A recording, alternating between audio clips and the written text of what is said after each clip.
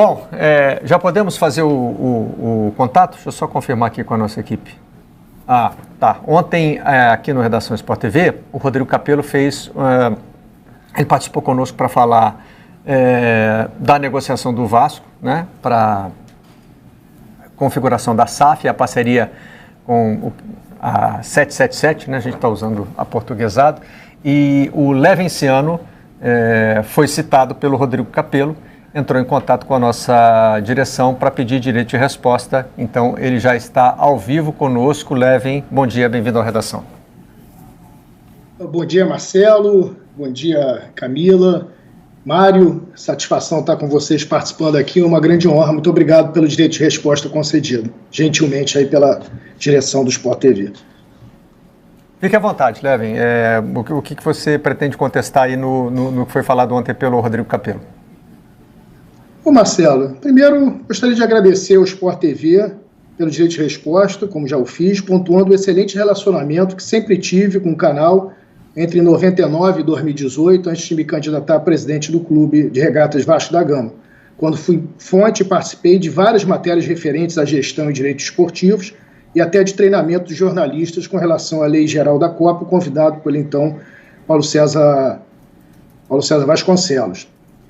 São 3 aspectos do que disse o Capello, vou tentar ser bem breve.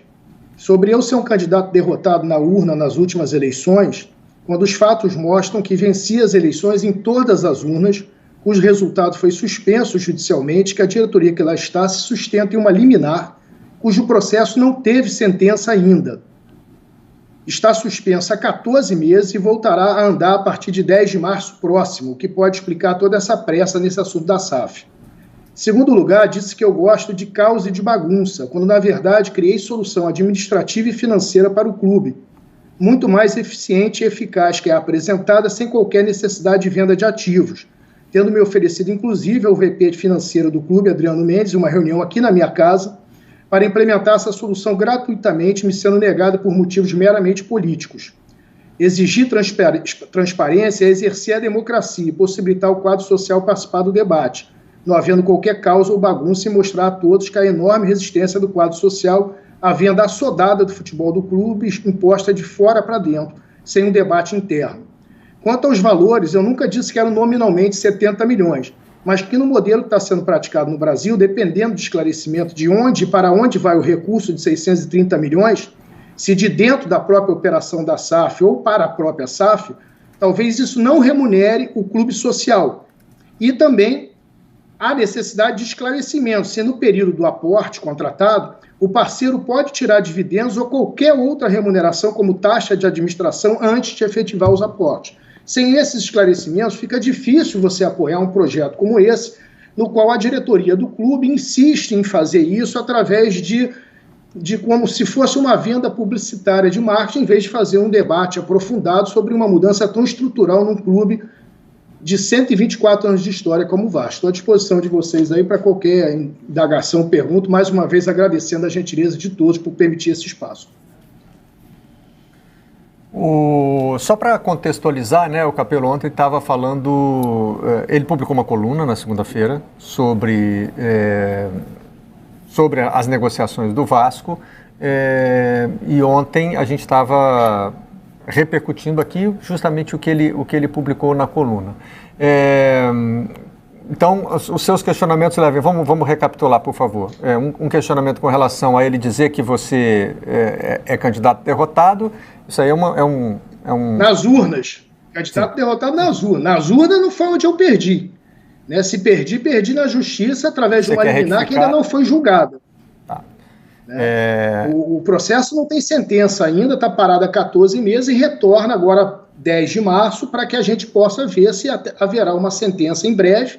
É esperado uma sentença ainda para esse primeiro semestre de 2022 e a situação das eleições podem ser definidas de outra maneira, porque o processo não se resolve através de uma liminar, mas através de sentença judicial. Certo. Mas, por enquanto, por determinação da Justiça, o presidente do Vasco é o Roberto Salgado. Né? Mas não por uma vitória nas urnas, por uma vitória na Justiça liminar. Com relação aos 70 milhões, que você tinha tratado esses 70 milhões como não um adiantamento, mas como todo o valor que seria investido pela 777 e que depois os outros 630 seriam resultado de dinheiro gerado pelo próprio Vasco. Você sustenta esse ponto de vista? Não, eu sustento, na verdade, nominalmente, não quer dizer que sejam 70 milhões. A operação pode gerar isso, o aporte pode vir. Eu não sei se o aporte vem financiado pelo próprio clube, é preciso esclarecer se o parceiro poderá distribuir dividendos para si ou retirar alguma remuneração como uma taxa de administração antes dos aportes serem feitos, porque aí, nesse caso, quem estaria financiando o aporte seria a própria SAF do Vasco. Então, além do que, se os recursos vêm do clube, ou ainda que não venham do clube, vão para a SAF, se os recursos, vêm da SAF, e ainda que não venha da SAF, vai para a própria SAF, você não está remunerando o quadro social, não existe uma remuneração do quadro social pela venda dos ativos que pertencem aos sócios que está sendo feito. O que eu vejo, Marcelo, no momento, é que existe muito pouca informação e muito oba-oba. Está se fazendo um esforço enorme para se fazer um marketing da venda, como se fosse a melhor coisa do mundo, o melhor negócio possível para o futuro do Vasco, sem fazer um debate aprofundado, sem mostrar ao quadro social, aos próprios conselheiros, quais são os termos e condições dessa contratação, que segue aí com uma série de especulações. A gente acordou entendendo que era 1 bi em 700, o próprio Capello corrigiu dizendo que não era 1 bi em 700, eram 700.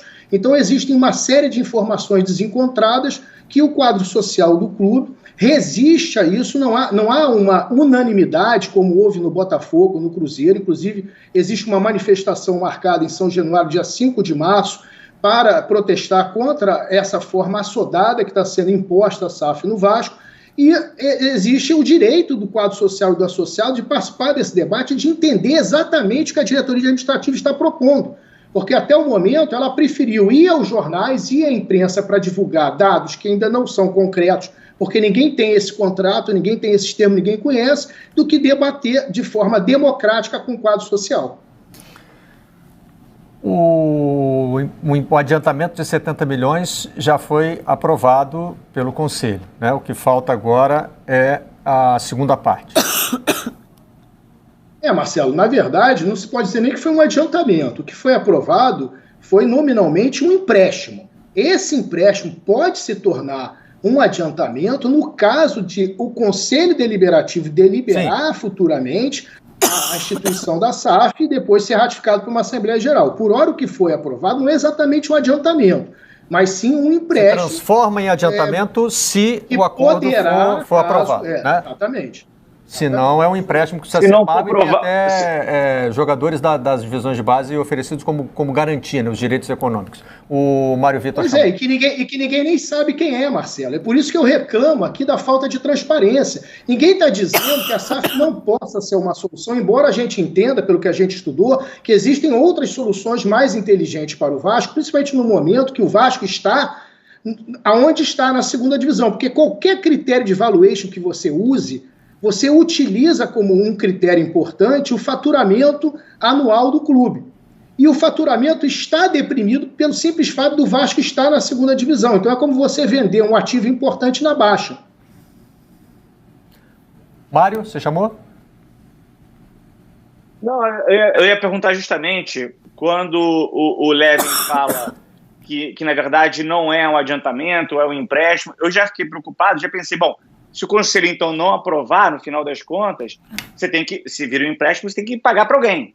E aí você estava entrando, você mesmo, estava entrando na questão de ter jogadores da base envolvidos, é isso? Aí o Levin disse que esses jogadores, inclusive, você não sabe quem são, é por aí, Levin? São oferecidos como garantia. Inclusive colocando em risco, Mário, a questão que é proibida pela FIFA do third party ownership e do third party influencer, que é o TPO e o TPI.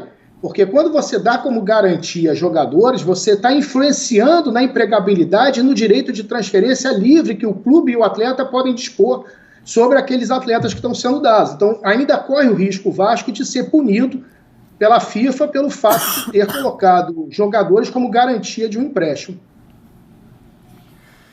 Muito bem. Levenciano, obrigado pela participação no Redação Sport TV. Foi um prazer recebê-lo para ouvir o seu lado da história, que é parte da nossa função aqui, né?